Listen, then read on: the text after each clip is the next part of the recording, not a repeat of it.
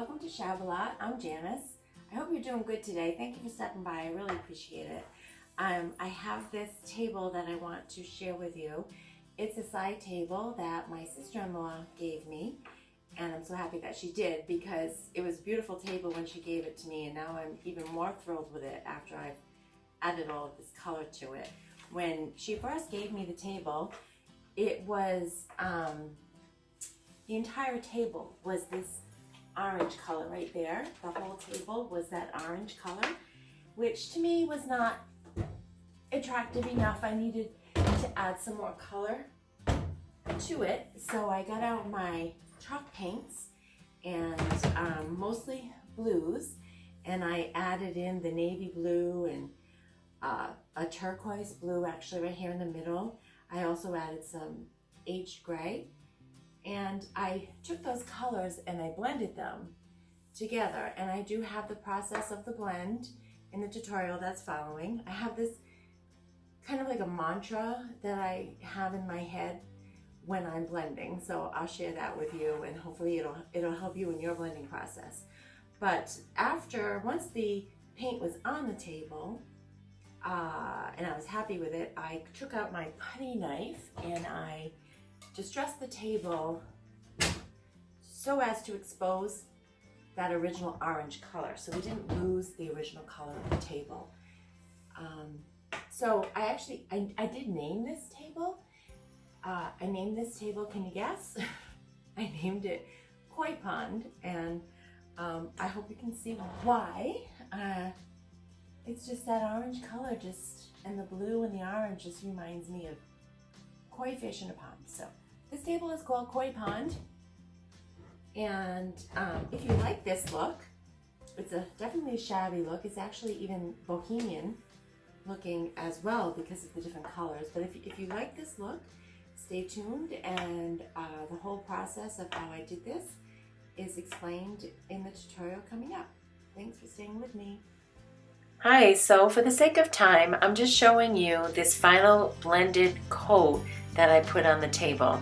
This is the coat that immediately precedes the finishing touches, where I do a lot of distressing with the putty knife.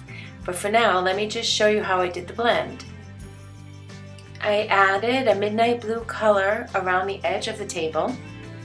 Then I put in a aged gray color next. That's my secondary color. And I blended those two together. Here I wanted to slow down the process a little bit so that you could see the actual blending going on. Basically what I'm doing is trying to control the paint a little bit using my mind. I just have to keep telling myself, use a very, very feather light touch. You can see how going very lightly gives it a nice even blend. But the mantra that I have going on in my head is basically saying, drag the darker color up into the light and the lighter color down into the dark, so that I don't go all over the place with my paintbrush. I try to focus on staying in the dark, bringing it up to the light, and then bringing the light back down into the dark.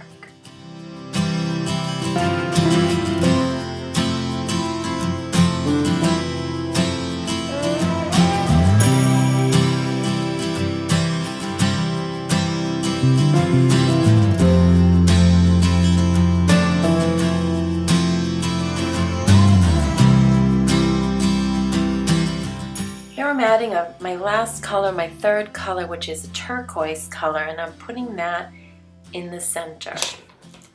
We'll drag some of this gray up to the turquoise with a very, very feather light touch. Drag it back down. Drag it up.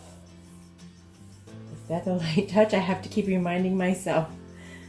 And drag it down.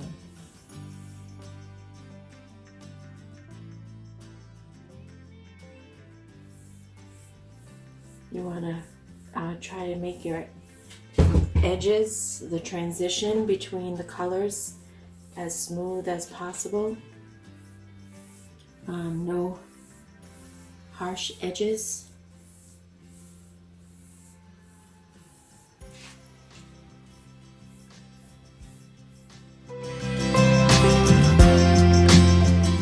coats are on and blended, and now I want to just kind of make this table pop a little bit with all of these finishing touches that we have to choose from with chalk painting. So here you can see I'm just adding a coat of color, polka dots and stripes and water, and I'm washing it down. It's almost like a whitewash. You can see that I'm spraying a lot of water. I'm keeping this coat very, very light. And the purpose for this coat is just to get all of the paint activated so that when I get out my putty knife and start scraping off the paint comes off pretty easily, and it also smudges back on together, because you'll see that when I lift some of the paint off, I will then take the excess that's on the putty knife and smudge that excess paint back down into the table. This will give you some texture. It'll also mess up with the colors a little bit. Then I do try to smooth it over periodically with the brush.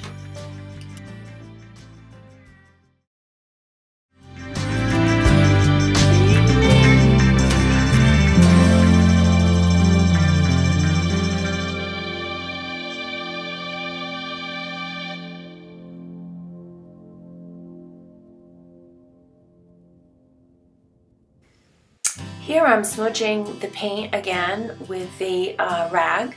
It's giving it more of an ethereal effect, so that now on top of all those beautiful blues, I have a very light cloud washy effect that I'm creating with smudging the paint with my cloth.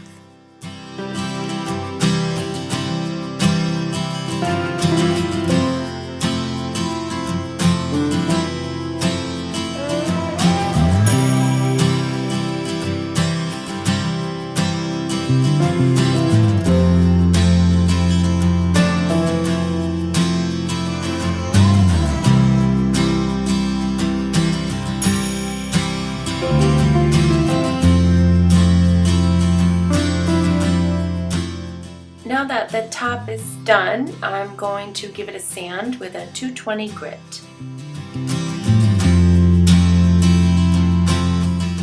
What I like about using this sander, other than it making the wood really, really smooth, especially with this chippiness going on, so smooth now, it's also adding more wood grain. It's adding more texture to this table, so it doesn't look as neat as it looked before. So getting more of a shabby effect.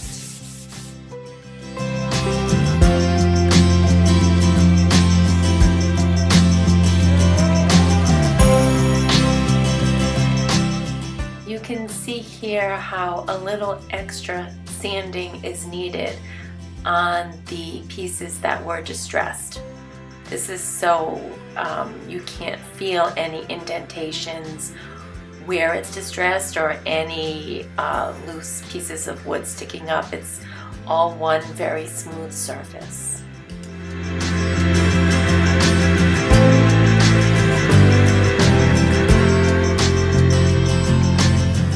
Now that I have the top done, I'm going to start working on the bib and the legs. So basically the effect I'm going for is something to match the top.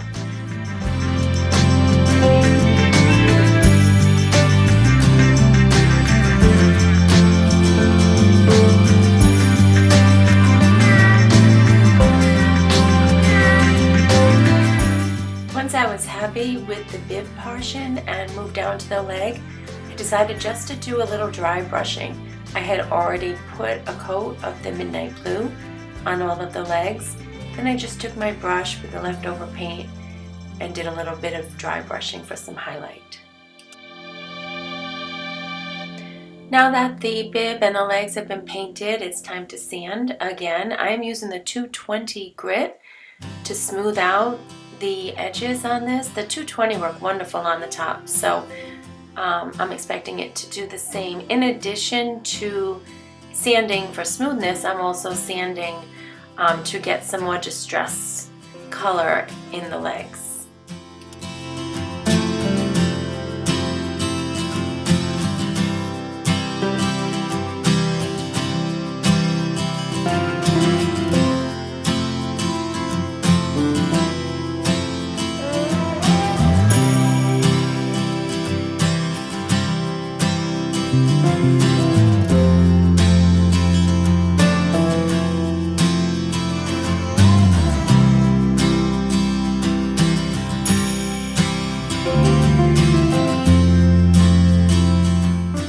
Okay, final step. We are now on the base. So I added some midnight blue around the edges, just like I did on the top, and added some aged gray, and then I blended.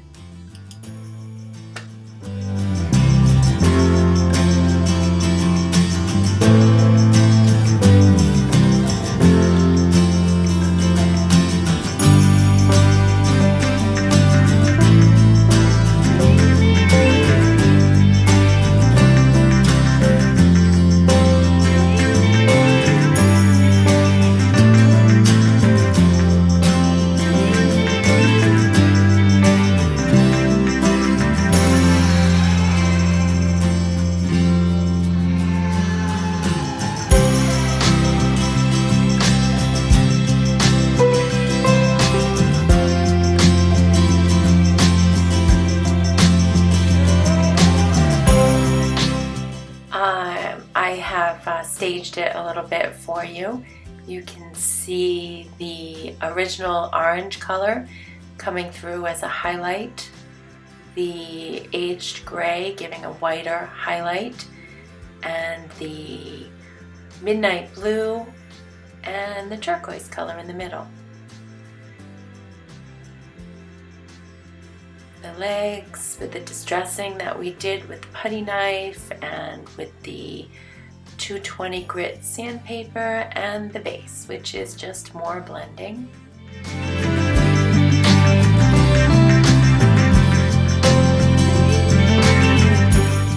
So I hope you liked today's video on this blending tutorial for truck painting. If you did, I'd appreciate a like, a subscribe button, and even possibly a share to any of your friends who may be interested in furniture painting. Also, I am on Instagram now. My name is shab_a_lot.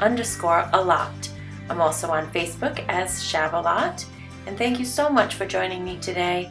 I really appreciate it, and have a great day. See you soon.